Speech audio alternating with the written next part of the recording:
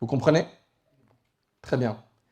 Au jour de la résurrection, nous dresserons les balances justes, si bien que nul ne sera lésé, et tout sera pris en compte.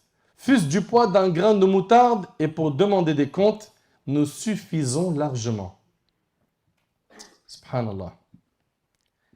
Ahibati fillah, ce jour-là, il faut savoir qu'il y a des gens qui auront plus de bonnes actions que de mauvaises. Et une bonne action fera la différence. Vous entendez? Et ce jour-là, hélas, il y en aura qui auront plus de mauvaises actions que de bonnes. Et une mauvaise action fera la différence pour certains. Et également, ce jour-là, il y aura des gens qui auront quoi? Le même nombre de hasanat que de péchés. Okay? Ils auront le même nombre de bonnes actions que de péchés. Quel sera le sort de ces trois catégories de personnes? Allah Ta'ala, il dit فَإِذَا نُفِخَ فِي الصُّورِ فَلَا أَنْسَابَ بَيْنَهُمْ يَوْمَئِذٍ وَلَا يَتَسَاءَلُونَ فَمَنْ ثَقُلَتْ مَوَازِينُهُ فَأُولَئِكَ هُمُ الْمُفْلِحُونَ الله أكبر وَمَنْ خَفَّتْ مَوَازِينُهُ فَأُولَئِكَ الَّذِينَ خَسِرُوا أَنفُسَهُمْ فِي جَهَنَّمَ خَالِدُونَ تَلْفَحُ وُجُوهَهُمُ النَّارُ وَهُمْ فِيهَا كَالِحُونَ Allah Ta'ala, il nous dit, lorsque l'on soufflera dans la trompe ce jour-là, il n'y aura plus de lien de parenté et ils ne s'interrogeront pas les uns les autres. C'est-à-dire quoi? Personne ne se souciera et ne s'apitoiera du sort de son plus proche parent.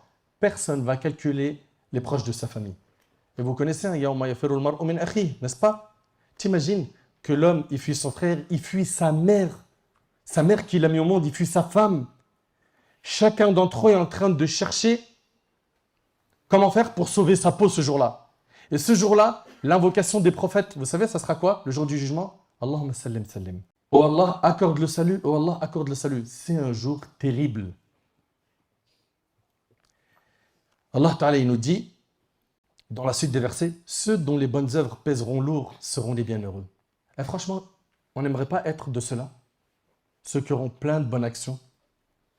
Mais pour cela, tu es d'accord avec moi qu'il y a des choses, des exercices à faire pour le nafs qui sont durs. Se lever pour le fajr, c'est pas facile. C'est vrai ou c'est pas vrai? Apprendre le Coran, c'est dur pour l'âme.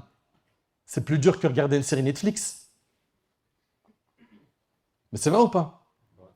Étudier la science religieuse, bloquer 3-4 heures le week-end pour apprendre la langue arabe, pour lire le Coran, pour faire talab al-ilm, être un da'i, quelqu'un qui va appeler Allah. C'est dur pour l'âme. Ça demande des efforts et ça demande surtout quoi? Un long souffle. Parce que ce n'est pas du jour au lendemain que tu vas apprendre la science. Tu vas sacrifier des nuits. Tu vas, pendant que certains vont aller jouer au foot, sortir, manger, etc., toi, tu seras en train d'apprendre, réviser. Et ça ne veut pas dire par là que tu n'as pas le droit de te divertir, de t'amuser, de jouer au foot. Non, c'est permis, mais dans un cadre religieux carré. Mais ce que je veux dire par là, c'est quoi? C'est qu'il y en a, Allahumma barik, qui ont tout de suite compris qu'ils doivent avoir un rôle. Et qui, bi'idnillahi tabaraka wa ta'ala, laisseront une empreinte positive avant de quitter ce bas monde. Est-ce qu'on en fera partie? Est-ce qu'on en fera partie? Vous savez, mes frères, moi, Wallah al-Adim, je vous le jure par Allah, et Allah, il en est témoin. Je suis hyper touché d'être à Bruxelles. Mais vous ne pouvez même pas imaginer à quel point. Selon vous, pourquoi? Vous ne pouvez même pas imaginer à quel point. Ça bouillonne dans mon cœur. Pourquoi, à votre avis? Dites-moi. Rachid Haddash, rahimahullah. Par la permission d'Allah, mon bien-aimé Rachid, je l'ai rencontré dans plein de déplacements en France. Plein. On a dormi plein de fois dans les mêmes hôtels. On s'est retrouvés à faire des conférences ensemble. Et combien de fois discuter, on échangeait, je lui demandais des conseils, c'est mon grand frère. Et quand je me rappelle, quand j'étais au lycée et que j'ai commencé à faire mes premiers pas dans l'apprentissage, la da'wah, etc., ben, moi j'ai ouvert les yeux, il y avait plein de grands frères devant moi. Parmi eux, il y avait Cheikh Kastid, hafidahullah, il y avait Cheikh Adil, il y avait Cheikh Haddash, rahimahullah, qu'Allah subhanahu wa ta'ala lui accorde al-Jannah, al-Firdaus al-A'la, lui et toute sa famille. Lui ainsi que ses grands frères-là, qu'Allah les récompense, ils ont fait beaucoup. Ils ont fait beaucoup. Moi, je suis de la génération qui a vu par la permission d'Allah le fruit de leurs efforts. J'ai vu combien de fois ils ont sacrifié des week-ends. Ils devaient rester avec leur famille, ils sont partis faire da'wah pour appeler les gens à Allah. Pour faire en sorte que les gens, ils aiment le dîn. Ils reviennent vers Allah.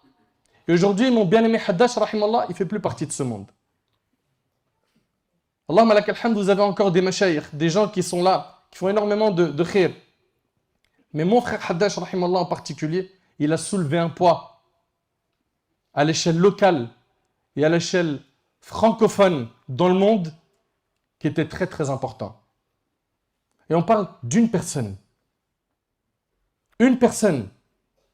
Et cette personne-là, aujourd'hui, est sous terre. Elle est où la relève? Elle est où la relève? La jeunesse. Justement, la jeunesse. Elle est où notre jeunesse qui s'investit, qui sacrifie du temps pour apprendre le dîn? Qui, pendant que les gens sont dans des futilités ou des péchés, eux, ils sont là, ils apprennent, ils sont sérieux et ils ont un hadaf, un objectif. C'est quoi? C'est da'wa ilallah. Ils sont où?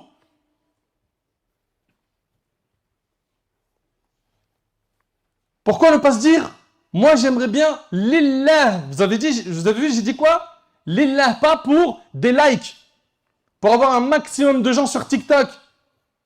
Et puis après, je monétise ma chaîne et tout ce qu'on entend aujourd'hui. Non, non, non, nous on parle de quoi? De ceux qui vont appeler Allah pour Allah. Pas pour briller, pas pour mettre en avant leur personne. Sa personne, elle est effacée. Le plus important, c'est le message. Pourquoi on ne se dit pas, je me prends en main, j'essaye avant de quitter ce monde d'être un acteur positif. Rahmatullah alayhi, il nous a été trop utile. Trop utile. Et il faut penser à la relève, barakallahu fikum. Je reviens au verset qu'on citait, Allah Ta'ala il dit, ceux dont les bonnes œuvres pèseront lourd seront les bienheureux. Quant à ceux dont les bonnes œuvres seront plus légères que leurs péchés, voilà ceux qui auront causé leur perte et qui demeureront éternellement dans la géhenne. Alors bien sûr, l'éternité n'est pas destinée à quelqu'un qui était sur Tawhid et qui est mort à la Tawhid. Le feu brûlera leur visage. Et pourquoi ici, il a été mentionné le visage? Le visage a été mentionné car il est le plus noble des membres. Ou parce que le feu les cernera de toutes parts et montera jusqu'à leur visage. Ou parce que le feu les cernera de toutes parts et montera jusqu'à leur visage. C'est ce que dit Shawkani rahmallah. Et Allah il nous dit dans la fin des versets, et leurs lèvres se crisperont de douleur. Mon frère ainsi que toi ma soeur, une bonne action peut faire la différence le jour du jugement. Une seule. Un péché peut faire la différence le jour du jugement. Et tu te retrouves donc aller au paradis parce qu'une bonne action, en plus, a été posée sur le plateau des hasanat. Et tu peux te retrouver en enfer, waliyadu billah, parce que tu avais un péché de plus. T'imagines? Et on a dit qu'il y a également ceux qui ont le même nombre de hasanat que de péchés. Eux, on les appelle Ahlul A'raf.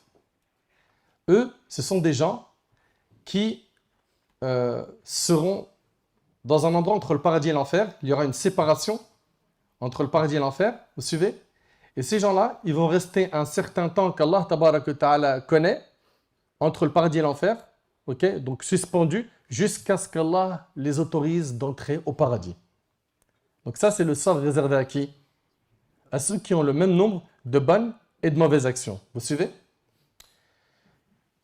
Ces gens-là, Ahlul A'raf, qui seront donc entre le paradis et l'enfer, qui ont le même nombre de hasanat que de péchés, ils verront les gens du paradis et ils diront « Salamun alaykum, lam yadkhuluha wa hum yatma'un » Ils verront les gens du paradis, ils diront « Salamun alaykum, lam yadkhuluha wa hum yatma'un » Paix sur vous.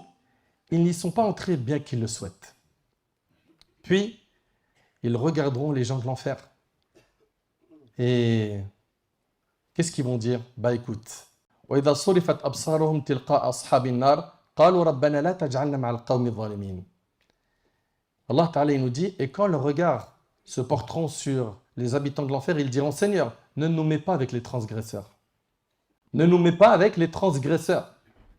Mes chers frères, mes chères sœurs, ce que j'aimerais, Inch'Allah, toi qui as compris que une bonne action peut faire la différence, c'est de ne mépriser aucun bien. Toi qui as compris qu'une bonne action peut faire la différence le jour du jugement, ne méprise aucun bien. Pourquoi? Parce qu'une bonne action peut faire la différence le jour du jugement. Le prophète, il a dit La tahqiranna min al-ma'rufi shay'a. Ne méprise aucun bien. Parfois, on se dit ouais, mais une aumône de 50 centimes, ça va faire quoi? C'est vrai ou pas? L'action que je viens de faire là, elle est trop minime comparée à un tel. Alors, c'est très bien de te comparer à quelqu'un qui fait plus de bien que toi. Mais ne méprise aucun bien. Ne méprise aucun bien. Le prophète, alayhi salatu wassalam, il nous dit La tahqiranna min al-ma'rufi shay'a. Ne méprise aucun bien. Il dit ne serait-ce que le fait de rencontrer ton frère avec un visage souriant, et c'est rapporté par le musulman. C'est-à-dire quoi? C'est-à-dire que faire un sourire à ton frère, c'est un bien pour lequel tu es récompensé, tu as des hasanat. T'imagines un sourire. Il y a des gens, ils ne savent pas c'est quoi le sourire. Il est toujours za'af. Il rentre, il est za'af, il sort, il est za'af. Pourquoi tu ne souris pas? Tu gagnes des aumônes. Za'af, c'est-à-dire il est fâché.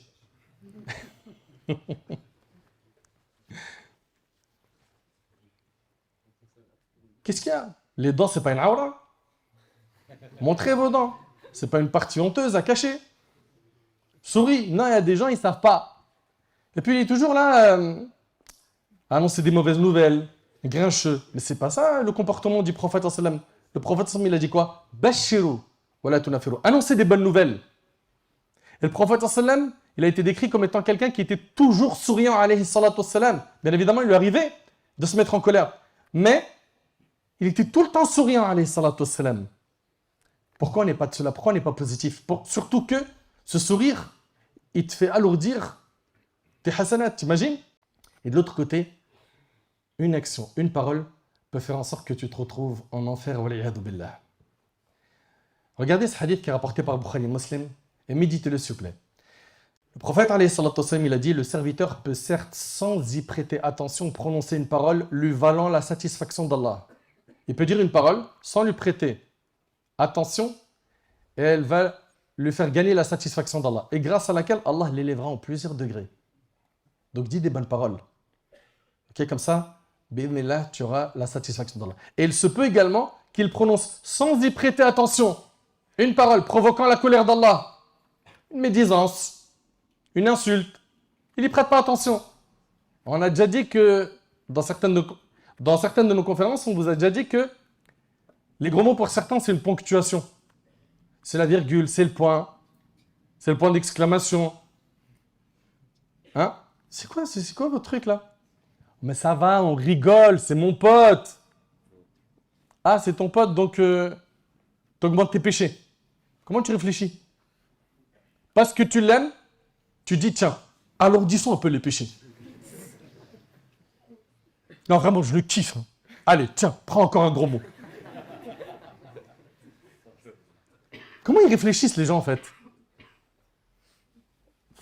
Sous prétexte que tu l'aimes, ta langue, elle tombe dans la désobéissance et tu minimises la chose, c'est ça qui est grave.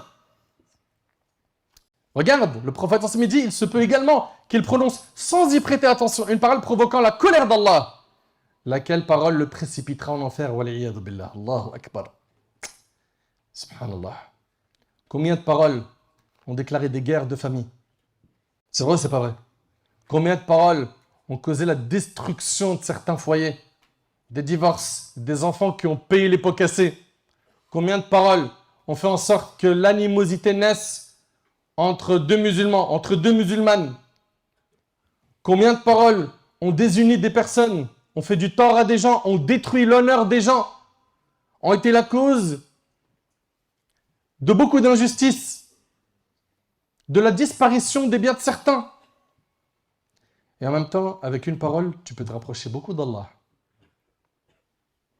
Avec une parole, tu peux gagner énormément de hasanat. Subhanallah.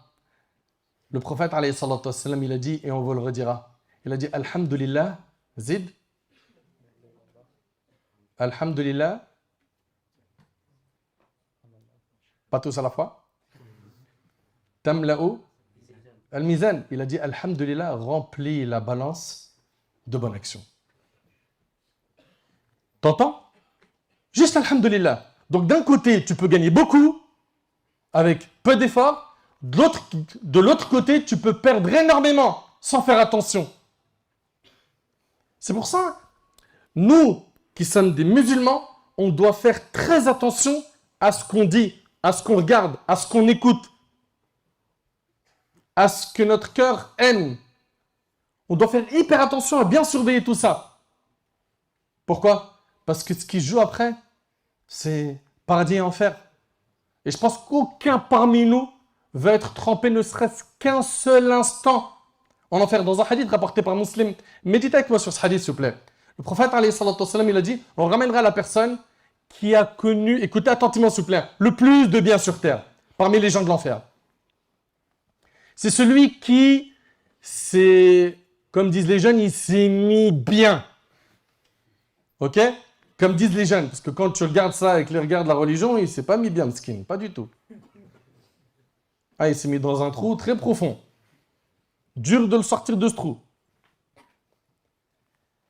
Eh bien, cette personne-là, le prophète sallallahu alayhi wa sallam, il dit, on le ramènera, on le trempera une fois en enfer et on lui dira, est-ce que tu as connu un bien sur terre? Il dira non, j'ai jamais connu de bien sur terre. Le fait d'être trempé en enfer qu'une seule fois, ça fait oublier tous les plaisirs qu'une personne a pu connaître dans ce bas monde. Pense maintenant à ceux qui vont te dire, t'inquiète, tu connais le soleil, Thaïlande, le billet, Phuket, que des mots-clés. Hein? Voilà, là, on va aller là-bas. Voilà, ce que je t'ai préparé, t'es pas prêt. T'es pas prêt. Et ils vont là-bas, ils se déchirent en péché. Ils vont là-bas, ils se noient dans la désobéissance et les péchés. Ils reviennent, et le pire, c'est que aujourd'hui, vous avez vu avec le net, les gens, ils se vendent de leurs péchés. Les gens, ils se vendent de leurs péchés. Ils se filment en train de pécher. Combien de jeunes, on les a vus rouler des joints et ils se filment. Ils se vantent, ils se vantent. Ils se vantent d'avoir commis la fornication. Ils se vantent d'avoir volé. Ils se vantent d'avoir frappé quelqu'un justement.